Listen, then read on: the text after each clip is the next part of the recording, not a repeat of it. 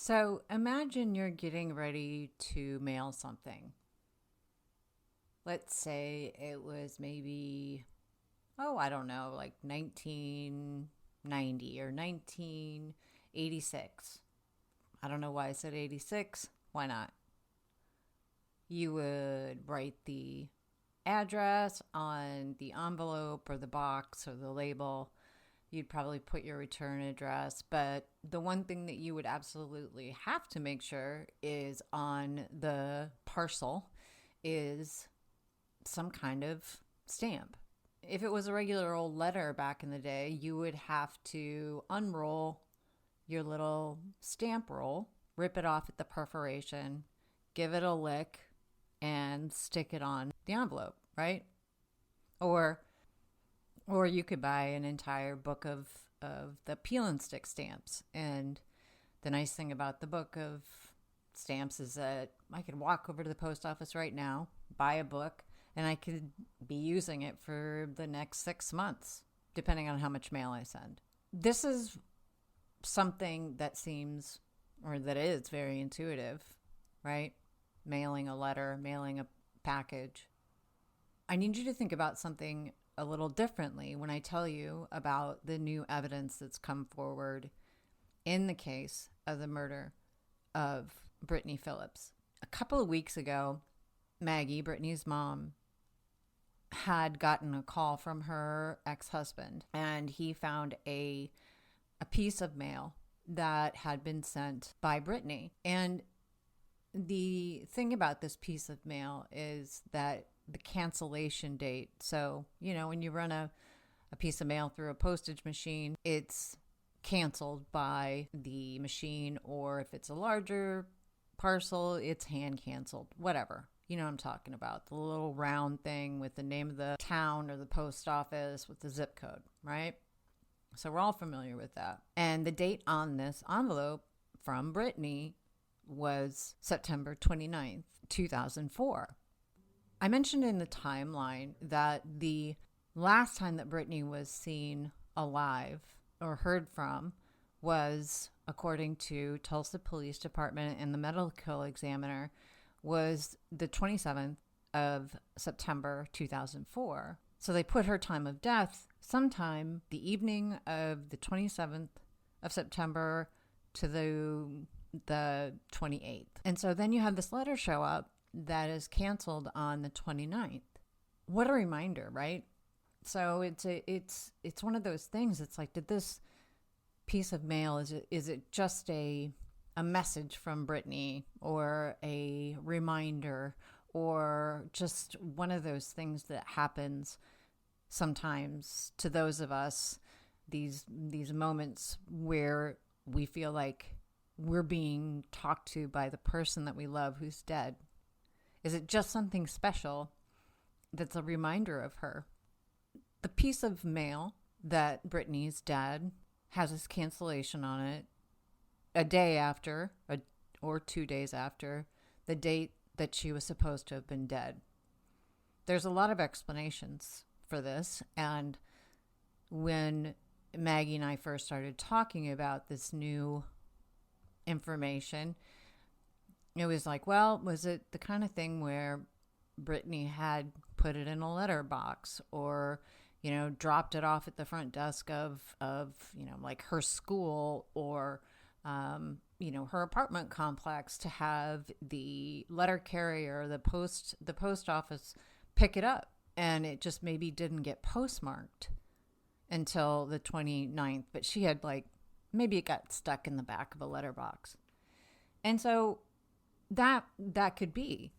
And how bittersweet, right? My God, to get a letter from your daughter after she's dead. But it's not just, a piece of sentimentality. It's an actual piece of new evidence. And it isn't the cancellation mark that makes it new evidence, because, again, there could be reasons why it, got stuck in a letterbox, right? Canceled a few days after she was dead. But here's the thing. There wasn't a normal stamp on this. There wasn't one of the peel and stick from a book of stamps. There wasn't a lick and stick stamp. This stamp that was on this piece of mail was a point of purchase stamp. And what that means is on the 29th of September, Brittany or somebody else had to walk into a post office or a kiosk and turn over 36 cents back then for the actual piece of postage, and it was printed immediately that day.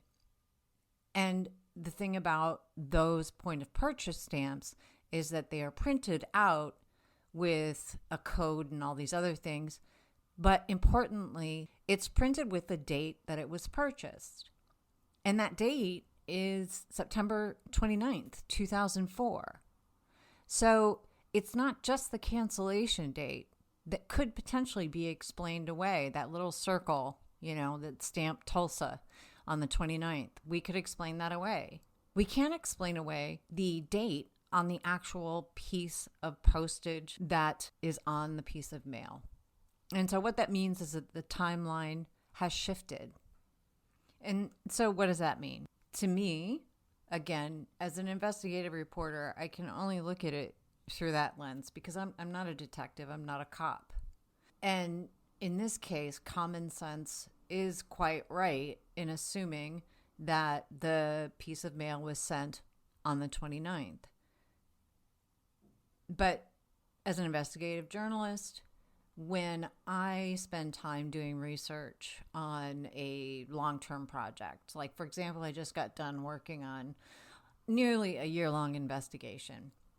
And that takes a lot of work. It takes a lot of information, a lot of documents and timelines and, all these different pieces of information. It's a lot like solving a puzzle or solving a case, if you will. It's putting all the pieces in order. And then even if I get a new piece of information, that forces me to change the trajectory of my reporting. And I've had it happen before with stories where I've had to kill stories. A new piece of evidence takes the wind out of the sails or completely blows apart the story because it disproves what I had thought the original story was about. I have to be very open to new information. I have to be very honest about what that information means and the implications for my article. And sometimes, it sucks, but I have to scrap an entire investigation and either start over with a new theory or, walk away from the story. This is no different. So what this means is that Brittany herself was alive on September 29th, went out of her apartment, purchased this stamp at a post office nearby or a postal kiosk, put the label on the piece of mail and turned it over to the postal worker herself, or had asked a friend to mail it, and that friend then posted it on the 29th. The most disturbing option is that Brittany was in fact dead on the 27th or 28th, and whoever killed her had the foresight to take her mail and send it. That seems highly unlikely. So what about friends? I think I mentioned Maggie has turned this over to the Tulsa Police Department, and they had said that they were going to look into it. Maggie, being Maggie, always being an advocate for Brittany, took it upon herself to call, I think it was 5 or 6 of Brittany's friends that were closest to her, including the young woman who was with Brittany the last night that she was seen, and ask, did Brittany give you anything to mail for her? And so far, the answer from all of the friends that Maggie has spoken to is no. You can bet that if your friend asks you to mail something and you find out a day later that they've been murdered, you'd remember. You'd remember that. It's not likely that Whoever murdered her sent it. So what's the most logical answer then?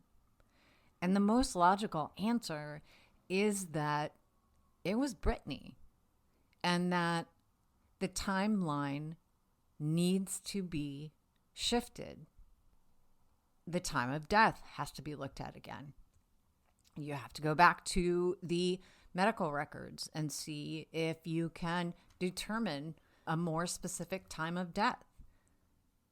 And we have information on that as well, and we can get into that into another recording. But it means a whole lot of rethinking about the very nature of the case. It's almost like it just happened. The police can take this for what it is, a new piece of evidence, and run it down and figure out in some way, whether through interviews, etc., that it is actually not a big deal, that they did find the person who actually sent it, interviewed them, ruled them out, and we just move on like everything in the original timeline. The alternative is that they have to go back to square one, because it fundamentally alters Brittany's life. Everybody that had an alibi, everybody that's been interviewed and cleared, be put back on the table. You've got to bring everybody back in. You probably are going to have new witnesses, because if Brittany was alive on the 29th, she was out and about. She was at a post office. We can run that down, right? So everything changes. Nobody's cleared. And that is daunting. But it's critical for any kind of justice for Brittany, for Maggie and her family.